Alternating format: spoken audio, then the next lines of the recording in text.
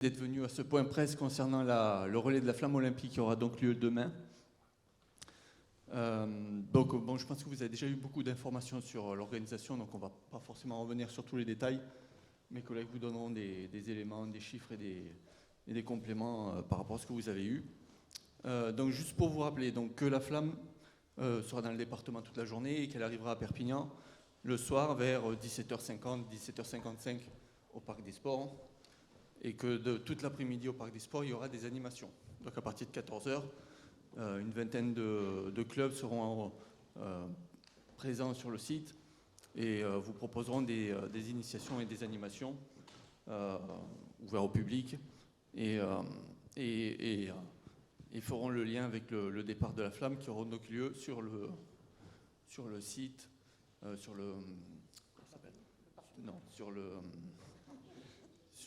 la zone qui est derrière le gymnase. Donc, comme vous l'avez su, les routes seront fermées au stationnement à partir de ce soir et la circulation sera interdite de 16h à 20h sur tout le parcours, sauf au niveau du Palais des Rois de Majorque où ce sera fermé toute la journée. Mes collègues vous donneront peut-être un peu plus de détails là-dessus. Il est important de le dire aux gens. Il ne faudra pas laisser leur voiture ce soir et toute la journée parce qu'elle sera enlevée par la fourrière. Et ces conditions de sécurité ont été imposées par la préfecture. Donc on n'a pas vraiment le choix là-dessus.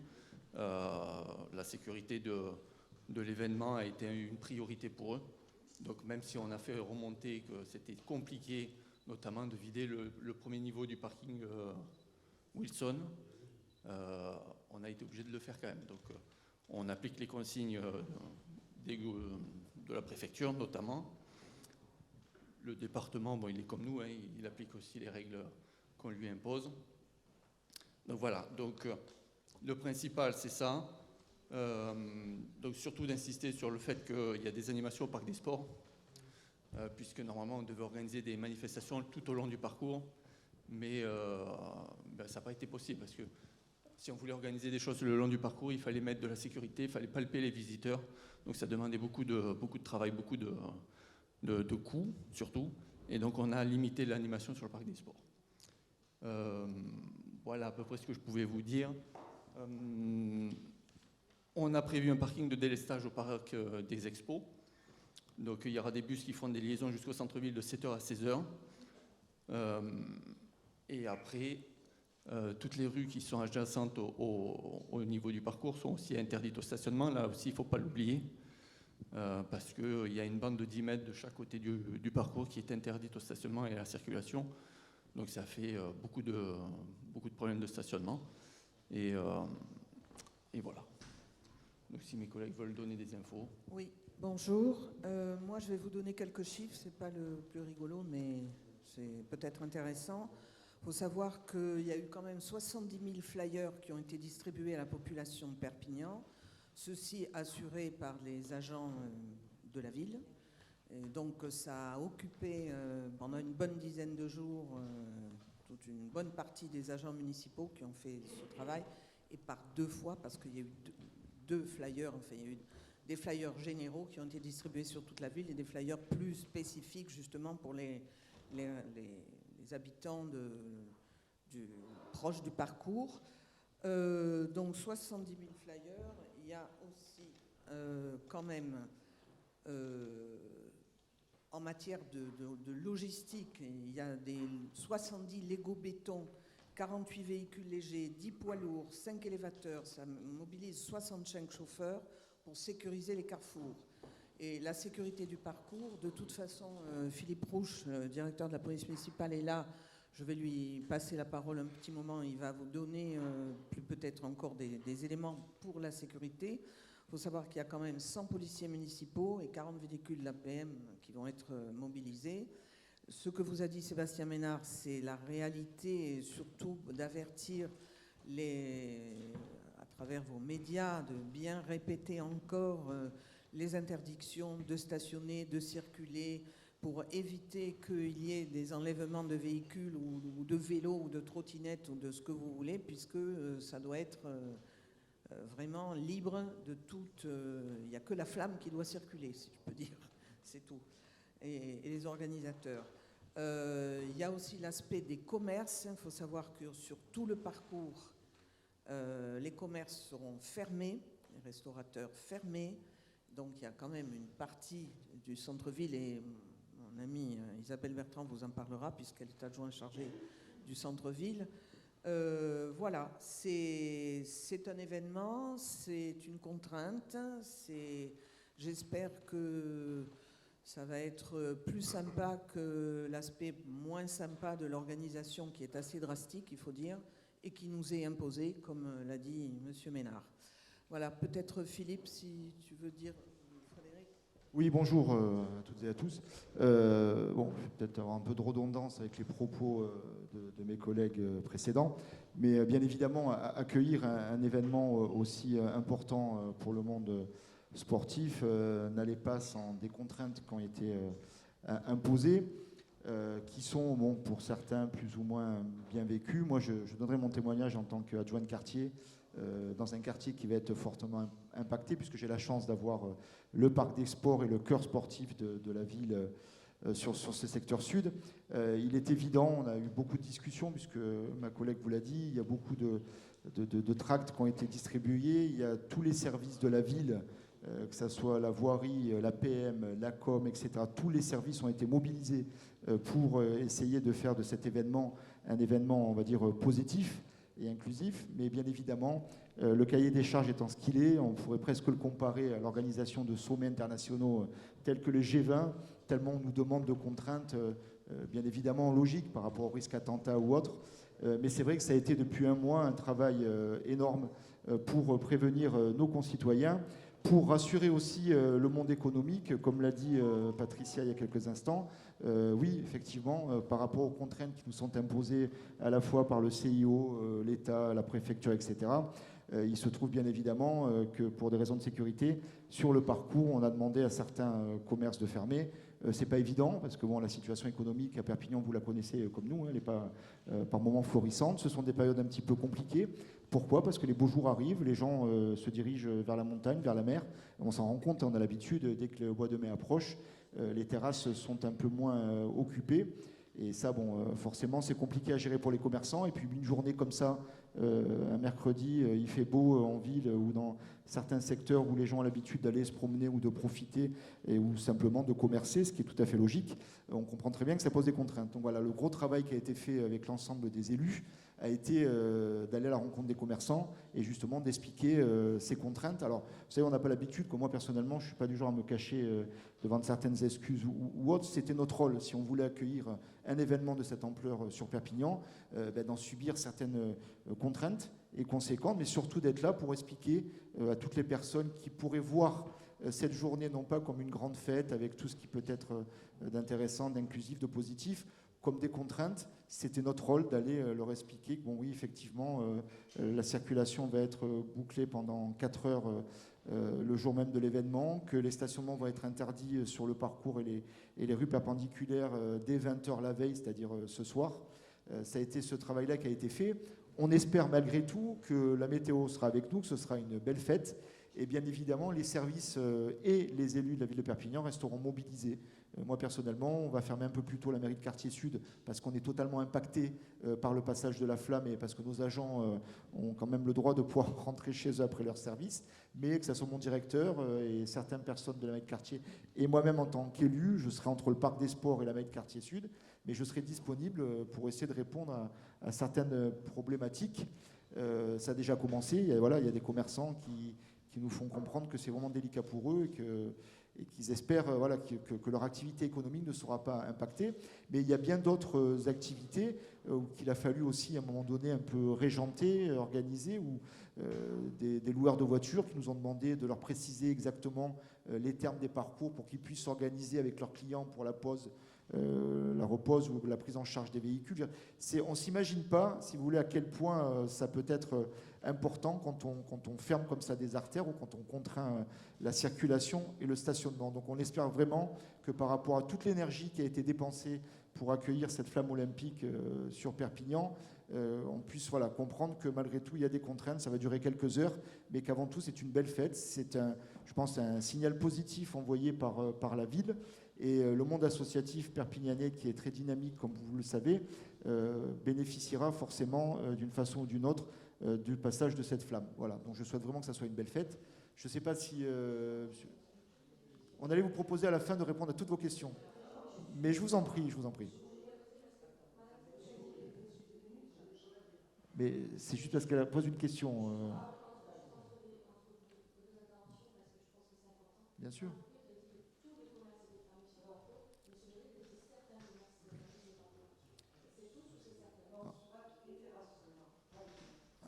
Uniquement. Tous les commerces, mais bon, il n'y en a pas 50, hein, c'est la restauration ou les débits de boissons qui ont une terrasse, forcément, c'est les terrasses qui posent souci, c'est les terrasses qui seront fermées, mais certains commerçants pourront, malheureusement sans les terrasses, pouvoir continuer de fonctionner. Les terrasses qui sont sur le parcours.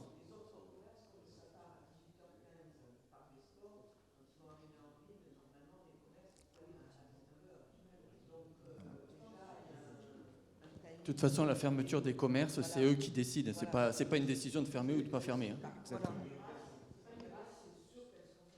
Ça, les terrasses, de toute manière, ça a été une décision préfectorale. Donc.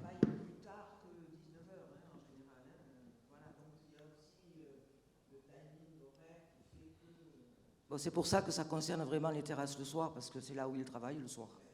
Donc les commerces sont libres de faire ce qu'ils veulent dans la journée. Ils ont accepté avec beaucoup de patience le travail de terrain des élus, des agents de service, de la police municipale. Ils ont compris qu'il se passait un événement très important et sportif et honorifique pour la ville et pour la nation. Donc il n'y a aucun souci de ce côté-là, si ce n'est qu'il faut faire attention, comme mes amis adjoints l'ont dit, surtout sur la circulation, le stationnement, parce que la fourrière va être active ce jour-là, et c'est normal. Ça fait quand même plus de 10 jours que tout le monde est sur le terrain et qu'on a donné les informations qu'il fallait. Donc on ne peut pas dire que ça n'a pas été fait. J'espère qu'il n'y aura pas beaucoup de problèmes de stationnement et de véhicules, que les gens seront sur Perpignan, qui vivent à Perpignan, les riverains pourront profiter de cet événement, et pour ceux qui sont à l'extérieur, soyons prudents. Voilà, je vous remercie. Juste pour finir, donc on a beaucoup parlé de l'aspect sécuritaire et de l'organisation. On rappelle quand même que c'est un gros événement, que c'est une journée dans une année, voire même dans une vie, parce que la flamme, on ne va peut-être pas la revoir ici, donc c'est une manifestation importante. D'après ce qu'on a entendu sur les chiffres de spectateurs sur les précédentes étapes, ils ont beaucoup plus de monde que ce qu'ils pensaient. Notamment à Marseille, où je crois qu'ils avaient prévu 100 000 personnes, ils sont entre 150 et 200 000. Et toutes les étapes qu'il y a eu jusqu'à aujourd'hui sont beaucoup plus...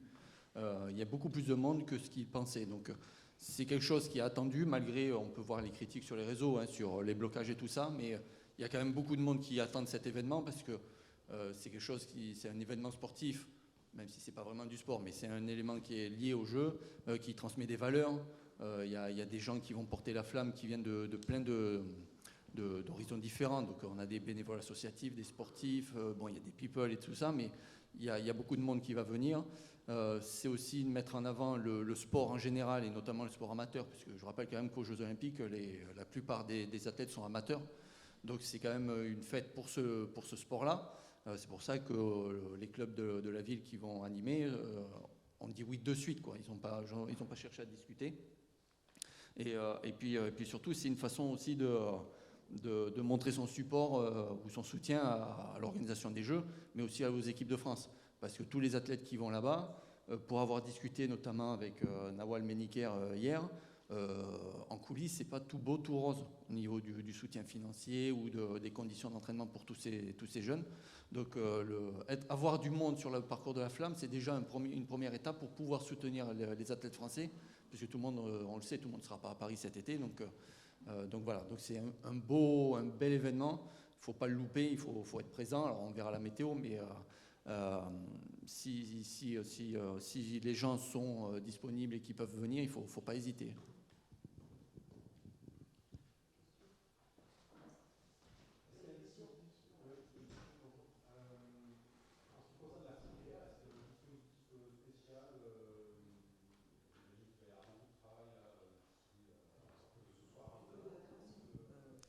Philippe va intervenir, mais j'en profite pour rappeler, si le stationnement est interdit à partir de ce soir, c'est pas juste pour le plaisir. C'est-à-dire qu'en fait, on veut qu'il y ait le moins de voitures possible de suite, parce que s'il reste trop de voitures demain matin, on n'a pas les moyens logistiques et humains de sortir toutes les voitures en une matinée.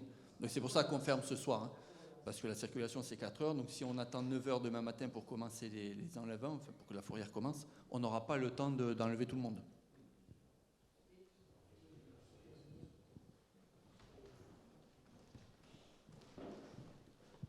Alors bonjour, effectivement il y a un service particulier pour la fourrière.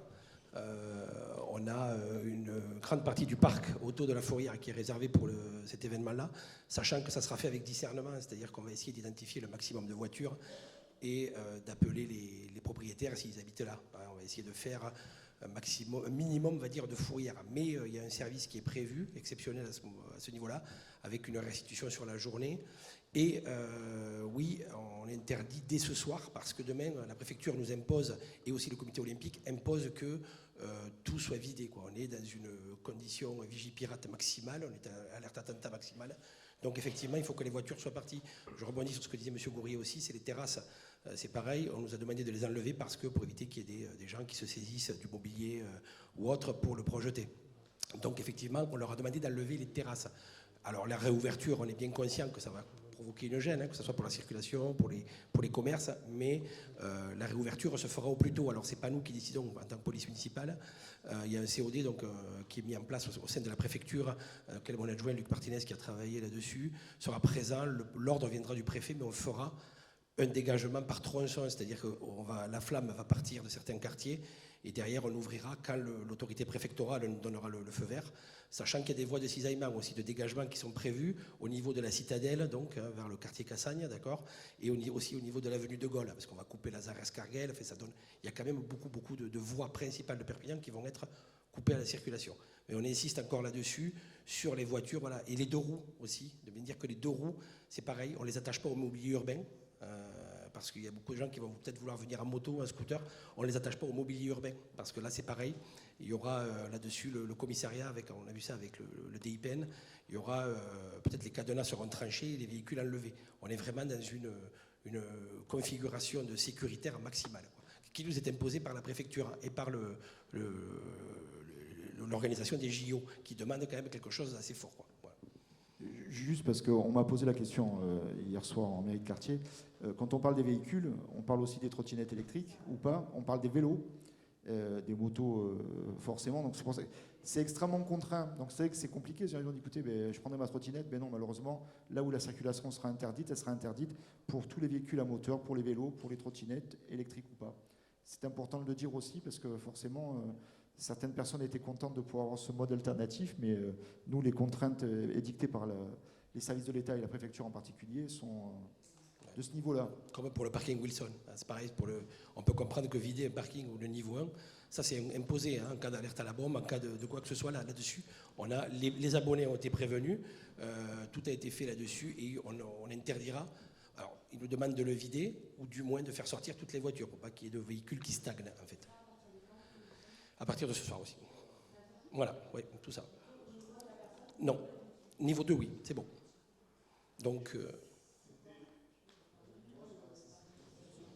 ça sera accessible, oui, vous pouvez descendre, mais vous ne pouvez pas vous stationner au niveau 1. Le premier niveau, qui est le plus près de la voie publique, sera interdit au stationnement, que ce soit les abonnés ou les gens de passage. Il est fermé. C'est le seul parking qui est sur le parcours... Ah non, il y a celui... Et Catalogne, c'est vrai. Oui, pareil. Si vous le permettez, tout à l'heure aussi... alors bon, c'est vrai que moi, hier, quand on m'a dit est-ce qu'il y aura des parkings alternatifs, on dira à quelqu'un qui habite dans le sud de Perpignan, vous pouvez vous garer au parc des Expos qui sera ouvert et surveillé. Bon, c'est un peu compliqué, mais c'est vrai que pour la deuxième partie de la ville, les gens qui habitent, on va dire, au centre et à la limite nord, il y aura le parc des Expos qui sera ouvert comme il est souvent ouvert au stationnement, mais surtout ce sera un stationnement qui sera surveillé. C'est important de le dire, c'est l'engagement qu'on a pris et les services se sont organisés en conséquence. Donc ça, je pense aussi que c'est une information importante. Pour ces quelques heures de contrainte, les gens pourront se garer en sécurité. On n'a pas parlé tout à l'heure aussi, en tant qu'élu communautaire, comme la plupart de mes collègues, du transport en bus. Voilà, transport en bus, vous savez qu'il a été extrêmement impacté aussi. Il y a des lignes qui ont été raccourcies, certaines sont en fonctionnement, d'autres annulées, déplacées. Bon, toutes les informations ont été données. Donc c'est vrai aussi parce que les gens me disent, bon, mais on aura quand même les bus. Non, malheureusement, là où la circulation sera interdite, les bus non plus, le transport en commun ne circuleront pas. Donc c'est vrai que bon, on ne peut pas être à une contrainte, on ne peut pas être au taquet des contraintes plus que ce qu'on va l'être là pour cet événement-là, malheureusement. Voilà. Non, non, mais il n'y a rien de bête, je vous en prie. Non, non. Oui, oui. La circulation est interdite sur la chaussée. Non, non, mais c'est des questions qu'on nous pose au téléphone, parce qu'on nous appelle régulièrement. Oui, la seule chose, malheureusement, qui est autorisée dans les voies qui seront fermées à la circulation, ce sera la circulation piétonne sur les trottoirs, bien évidemment.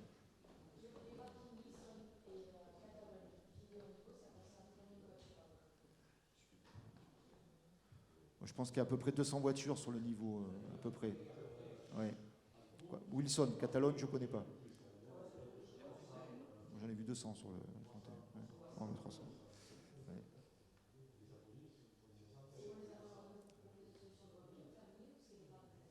C'est pareil, le parc des expos. Le gros travail qui a été fait, parce que c'est pas évident non plus, c'est d'arriver à joindre tout le monde. Parce qu'il y a des voitures qui rentrent et sortent des abonnés tous les jours, mais je suppose qu'il y a des personnes qui ont les abonnements. Voilà, et c'est pas évident aussi. Toi, je vous dis. Voilà.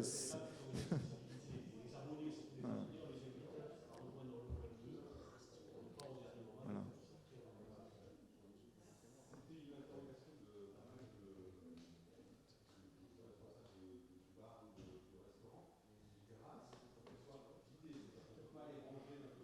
Ah non, non, il faut. De ce que je sais, bon. Oui. Moi, sur le secteur sud, j'ai très peu de terrasses à l'extérieur, j'ai 2-3 établissements uniquement. Mais oui, oui, c'est. Oui. Non, mais moi, Paul Alduy aussi, j'ai 2 étages, j'ai un établissement, il est obligé de ranger aussi. Non, non.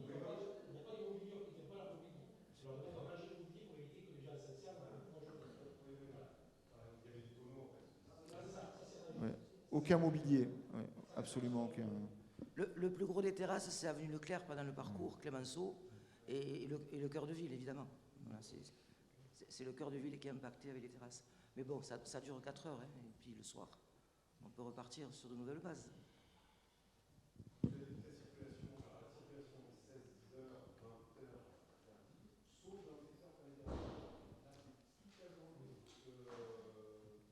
Toute la journée, ben là ce sont les contraintes du département, puisque le département a la chance d'accueillir que la fête le soir, je le dis, c'est pas de la polémique, hein, mais bon, nous au niveau de la ville, avec les services et les élus, on a géré beaucoup de choses depuis un mois. Et bon, le département, ils ont la partie, on va dire, agréable le soir, et la seule contrainte qu'ils vont nous donner le soir, bien évidemment, et toute la journée, c'est que tout le secteur va être impacté. Alors bon, il y a des écoles dans le secteur, sauf qu'on a la chance d'être mercredi, donc voilà, ça tient un peu de choses, hein, mais ça aurait été compliqué pour Sainte-Thérèse qui est à proximité immédiate, etc. Mais voilà, tout est. Et puis c'est vrai que ça tombe aux heures 16h, 20h, c'est les heures voilà, où les gens rentrent chez eux, sortent du boulot, vont chercher les enfants à l'école quand c'est dans la semaine. Là, on a une petite chance par rapport aux écoles, c'est que c'est un mercredi.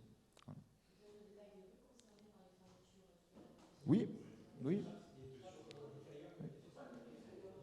Mais je pense que, si vous êtes d'accord, parce que bon, je sais que ça a été diffusé à plusieurs reprises, Johanna, mais il y a des fichiers PDF avec tous les parcours par parcours, avec toutes les contraintes qui sont édictées. Je pense qu'on vous fera un envoi effectivement, et ensuite avec le QR code qui a été défini, voilà, directement sur le site de la ville avec tout le détail. Et bien sûr. Non, mais c'est.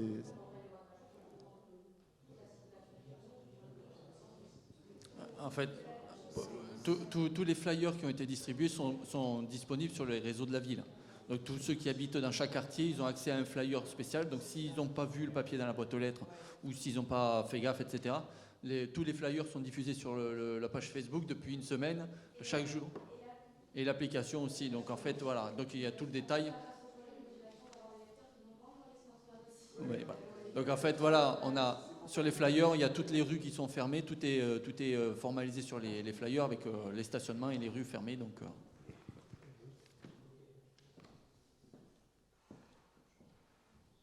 voilà, sur une des fiches que vous avez à disposition, soit sur tous les réseaux sociaux de la ville,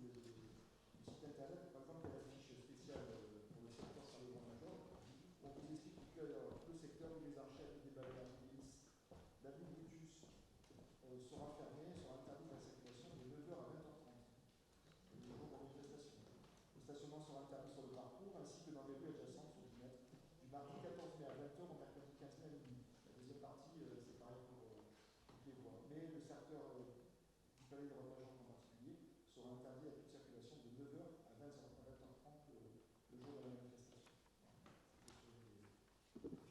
Autre chose aussi je pense qu'on peut développer, il y a un numéro qui a été mis en place. Si n'importe quelle personne appelle la ville de Perpignan, le standard, il va être redirigé vers une cellule qui a été, entre guillemets, formée et informée, bien évidemment, pour répondre à toutes les questions. Il y a une sorte de foire aux questions avec les questions les plus courantes aussi, qui a été rédigée, qui permet justement de donner un maximum d'informations.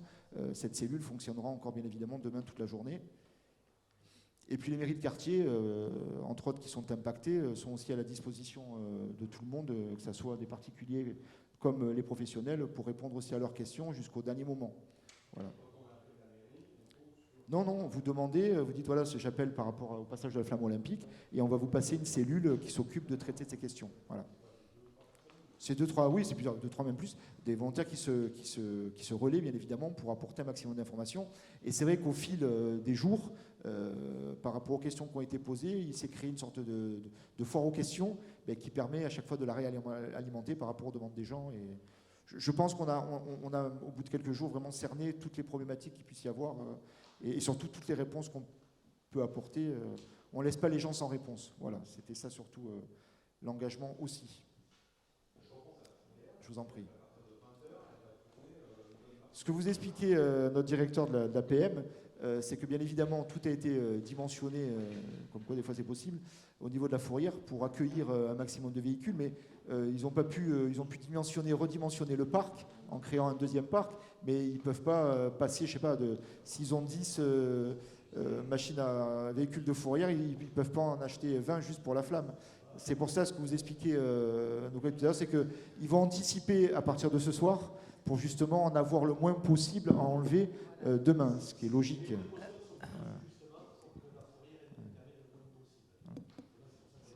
On espérait que ça soit du chirurgical, mais bon, ce sera du chirurgical voilà, élargi, on va dire, forcément. Oui, qui sont... ouais.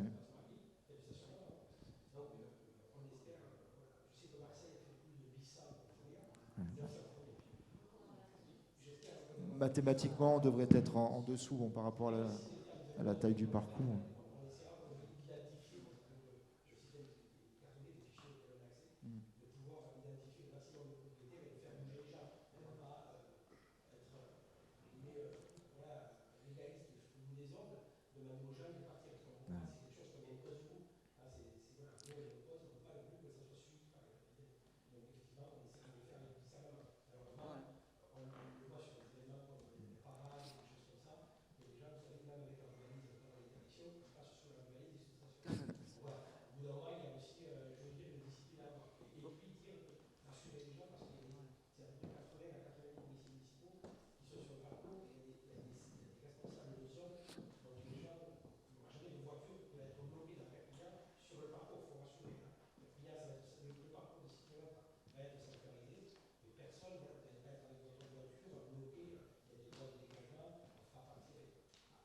Et puis c'est progressif, etc. Oui.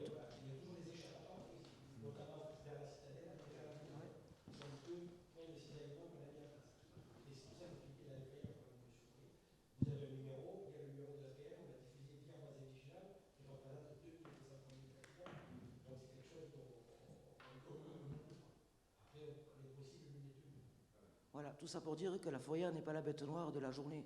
Elle est là pour prévenir, sécuriser et faire attention à ce que tout se passe bien. Voilà. Ne formulez pas la fourrière comme la bête incisive de la journée. Ce n'est pas du tout le cas.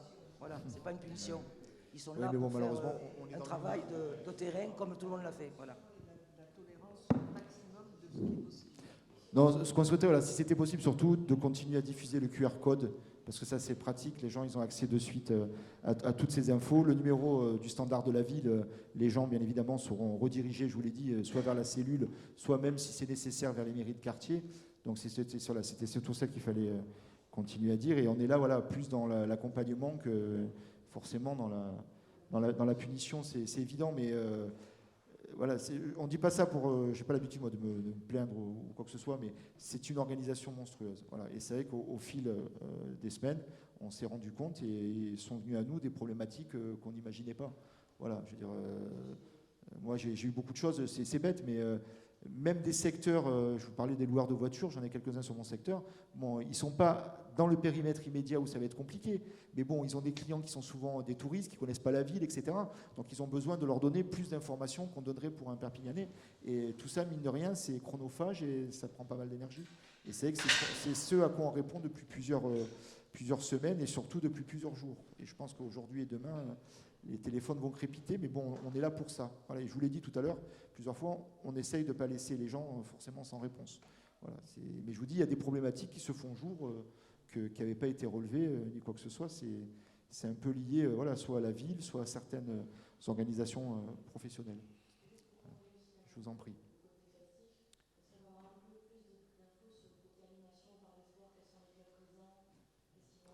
Sébastien est là pour vous donner le menu. Donc on a 19 sports qui seront proposés, des sports olympiques, un sport qui sera olympique en 2028. Donc parmi les clubs mobilisés, donc il y aura le tir à l'arc, le judo, le taekwondo, le tennis de table, l'escrime, le volleyball, le hand, le badminton, le basket 3-3, le breakdance, la boxe, le parcours crossfit organisé par l'armée de terre, le rugby à 5, le pentathlon moderne, le baseball, le football, le flag, donc c'est le foot américain mais version allégée, qui sera olympique en 2028, et le skateboard. Donc c'est que des clubs de la ville, à part le parcours CrossFit où ce sera l'armée de terre qui va nous le proposer. Donc à 14h ça commence, donc en fait ils vont s'installer le matin. Pour info, au Parc des Sports, en fait à partir de 11h... 11h30, je crois, on va fermer le parc temporairement, c'est-à-dire qu'on va sortir tout le public et on va le réouvrir dans la foulée, mais avec contrôle de l'accès. Donc là, il y aura un contrôle de l'accès des visiteurs. Donc il sera fermé quelques minutes, mais il sera réouvert de suite. Les associations s'installeront le matin, elles commenceront les animations à 14h. La flamme arrive à 6h moins le quart, donc on va s'arrêter sur les animations à 5h30 à peu près. Et au moins comme ça, tout le monde sera prêt pour les animations.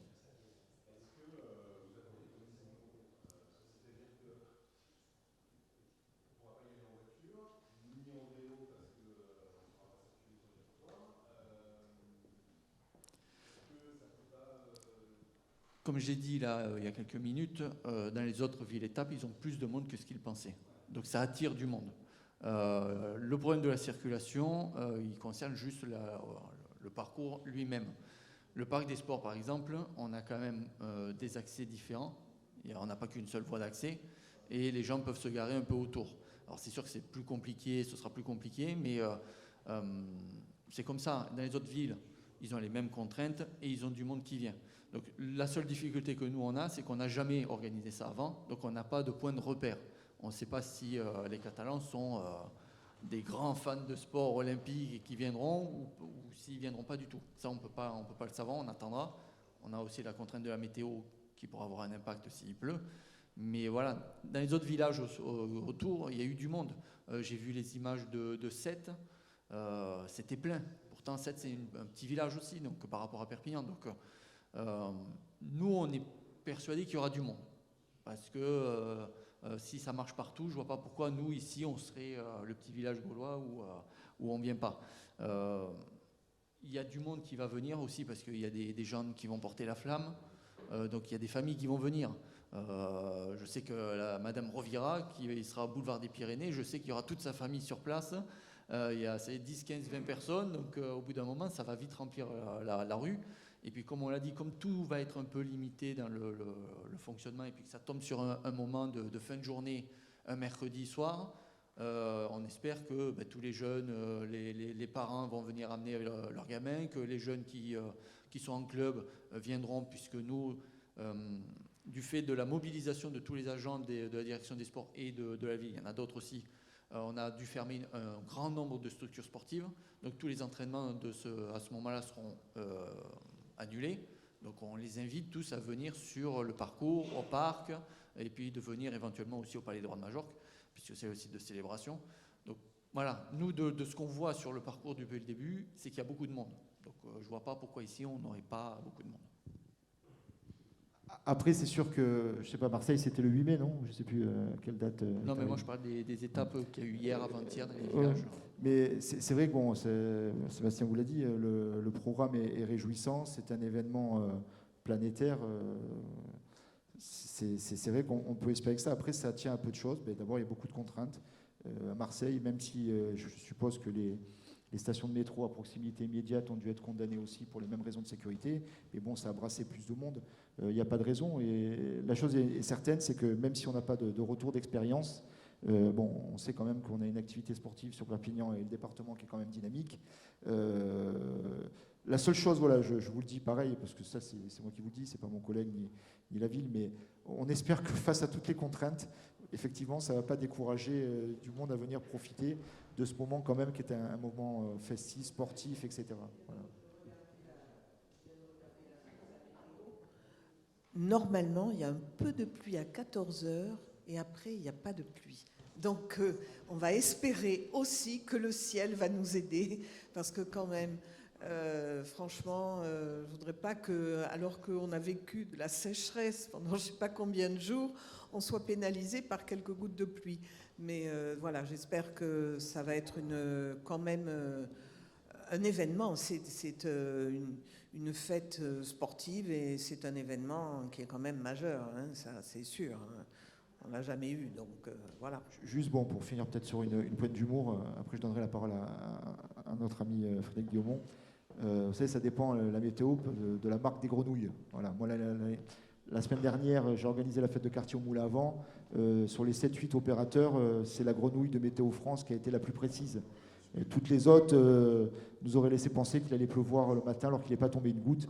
Bon, donc c'est toujours compliqué, mais en la matière, on garde toujours quand même un peu d'espoir. C'est vrai que ce serait par rapport à cette période de sécheresse, même si on a encore besoin de beaucoup d'eau, ce serait quand même dommage qu'après tous ces efforts, toute cette dynamique, etc., de se retrouver.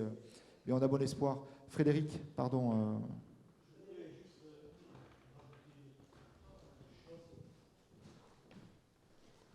On a pris le parti de mercredi de fermer le marché Cassagne, hein, pour plusieurs raisons. D'une part, comme le marché est sur le parcours de la Flamme, même si les horaires ne se chevauchent pas, le temps que les commerçants se préparent à partir et sortent avec leur véhicule, il y aura de la gêne occasionnée. De toute manière, un certain nombre de commerçants avaient décidé de ne pas venir, hein, pour ne pas être gênés. Et au-delà de ça, bien sûr, il y a la question de la sécurité, mais aussi la question de la propreté et du nettoyage, parce que dès que le marché se vide, le relais est pris par les services de la propreté et leurs véhicules, et donc ça n'aurait pas pu cohabiter avec le passage de la Flamme. Voilà. Donc pas de marché de Cassagne mercredi. Merci, cher Frédéric. Et en complément, je précise aussi que la piscine du Moulin à Vent sera fermée toute la journée.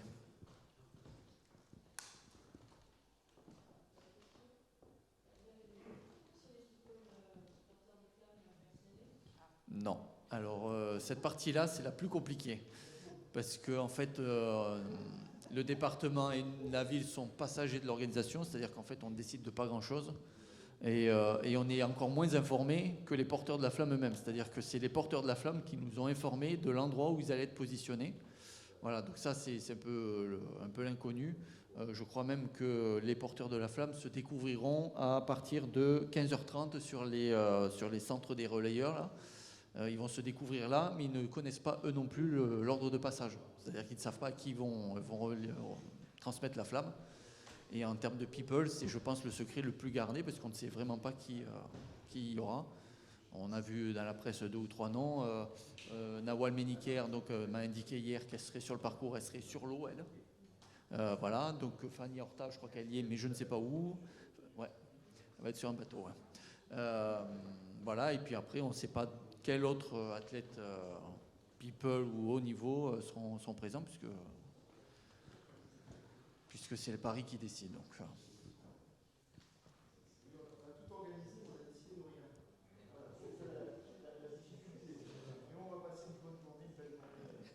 le département était sur le siège passager, nous on était derrière sur le siège bébé. Voilà.